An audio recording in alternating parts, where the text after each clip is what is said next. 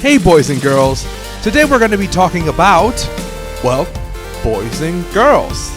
Especially the boy and girl versions of the only Pokemon for which there was such a thing in Gen 1.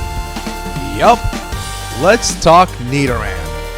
The Nidoran line is famous for the male and female gimmick that would go on to be generalized to all Pokemon, except for Pokemon that were legends, pieces of metal, or entire families on their own? Of course, the question of which is best of the two is interesting, but beyond that, were any of them half decent to begin with? Or would the male and female Nidorans be better off focusing more on building a proper family than conquering the Kanto region? Well, let's find out. So I know what some of you think, Rebels. You mentioned how Nidoking was a Giga Chat Pokemon because it is used in the speed run and you even use it on your so-called perfect Kanto team. True! I know what I said, okay? I freaking know, okay? The speed run is kind of different from a casual playthrough, unless you are willing to cheese Kanto with X-accuracy horn drills, which is admittedly based. And while we did pick Nidoking as a perfect team member, that pick was in the context of a challenge run with specific rules. So let's not rush to conclusions, okay? Oh, by the way, don't forget to watch that video if you have not already. So, Nidoran, both boy and girl, would be encountered in Route 22. The two Pokemon have pretty similar typings and stat lines in all Evo stages, with male having more attack and speed, and female having more HP and defense. But the difference between the two Pokemon manifests itself quite clearly, with male learning Horn Attack at level 8. This move makes it so much better for fighting the random fights in Viridian Forest. That is, until Brock. Brock does not care about how much base power your stupid little move has. He will tank it for breakfast and destroy you.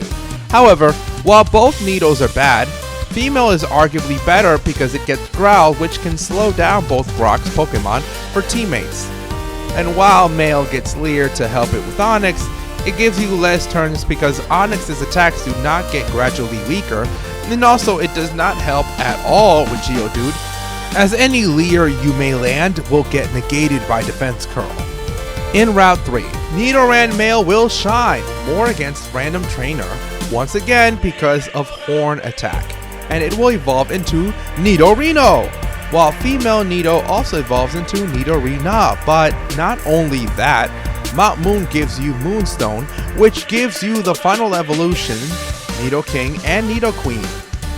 Those things have actually decent stats even for the mid and maybe late game, and you get it before the second gym, which is crazy. And not only that, you get Mega Punch as a TM in the same area. The first important opponent to face them is rival number 2.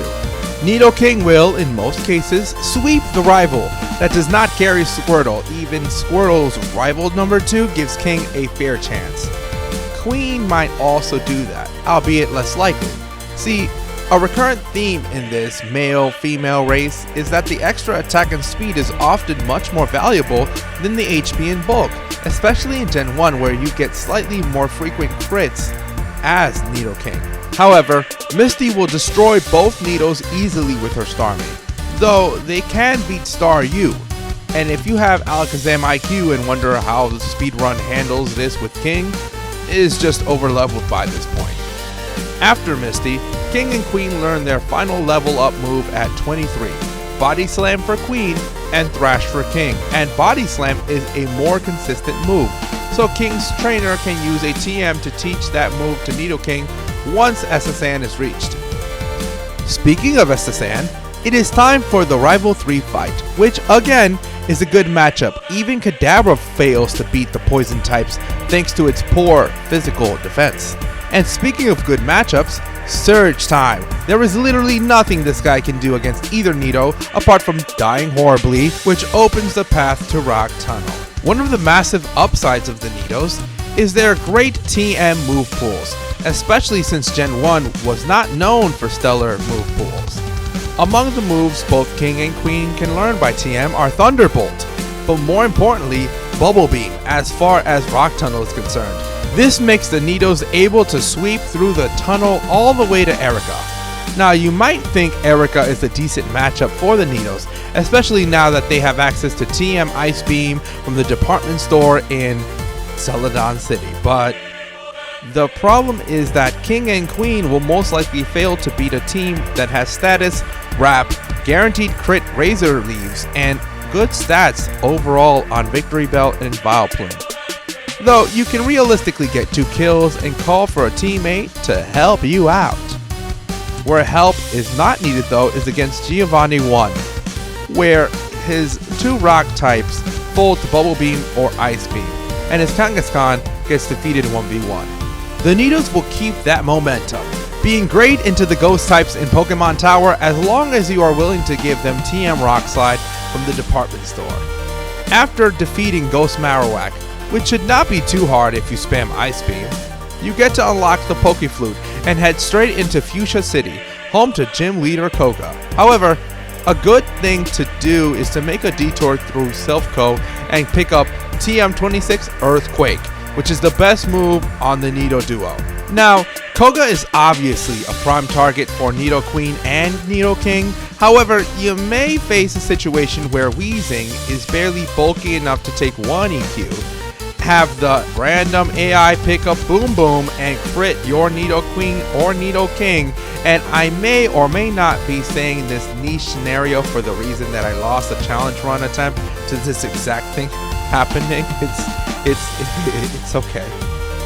Going back to Saffron, Rival 5 is actually much more difficult for either Nido than Rival 4. Why, you may ask?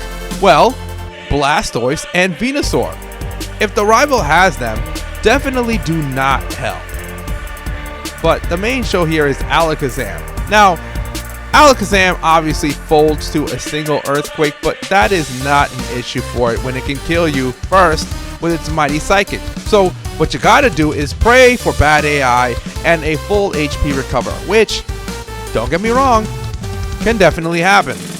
And what you should do in this case, your prayer does get answered, well, pray again. For the next major fight is Sabrina. Now, Sabrina has the same 5,000 IQ problem as Rival 5, but she also has a Mr. Mime which does not realistically lose to a single non-crit EQ, requiring more RNG for Nidos to sweep. What does not require RNG, however, is the next pair of gym leaders, Blaine and Giovanni 3, which easily fold to the Nidos Surf and Earthquake Onslaught. That is, unless Giovanni's Jugtrio crits you with Dig, so be warned. Heading into the Elite Four, the Nidos have many massive advantage. One of the most important things for them is being a poison type. See, Lorelei as well as Lance have psychic type non-damaging moves that their good AI encourages them to click against the Nidos. Now on Lorelei, this is less effective because Slowbro and Dugong, which have Rest and Amnesia respectively, also have super effective damaging moves in Aurora Beam and Water Gun respectively, but this is definitely still helping. Now, she also has 3 more Pokemon, but at least the Cloyster falls to a single Thunderbolt. Bruno is, as always, and forever will be, a complete joke. Onyx's fall to Surf or Ice Beam. Fighting types are resisted by Poison and are not tanky enough to last long. Agatha, whose team is entirely weak to ground except for the weak Golbat, is very easy to deal with, and Lance offers 3 prime targets to Nidoking and Nidoqueen in the guise of Dragonairs and Dragonite. Gyarados is an interesting case as it can be O-code with Hydro Pump, but will be O-code or close to O-code by Thunderbolt, so it comes to Speed Wars, which in turn comes down to your levels, DVs, aka the Gen 1 version of IVs and EVs, and stat experience. Speaking of variability, this is why it is so hard to genuinely compare Nidoking to Nidoqueen in individual fights, as the few points of difference often do not matter a lot, and when they do, you can't really tell if it was more due to getting a good Nidoking or Nidoqueen than Nidoking or Nidoqueen being inherently better. Concluding with the champion, Nidos have a great target in Rhydon, Pidgeot, Charizard, Arcanine, Exeggutor, Venusaur, which gives them a lot to use in this fight.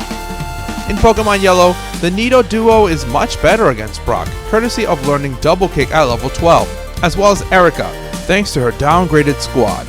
The new version of Koga, with his psychic-powered Venonats and Venomoth, proved to be a hurdle for the ground poison types, though they can get a few kills by their sheer stats, and Giovanni is now much worse for them due to Gio's own Nidos having useful moves now. However, the greatest improvement is arguably the rival, where Nido can kill Cloyster if the rival has it, Ninetales or Flareon, Magneton or Jolteon, and Exeggutor.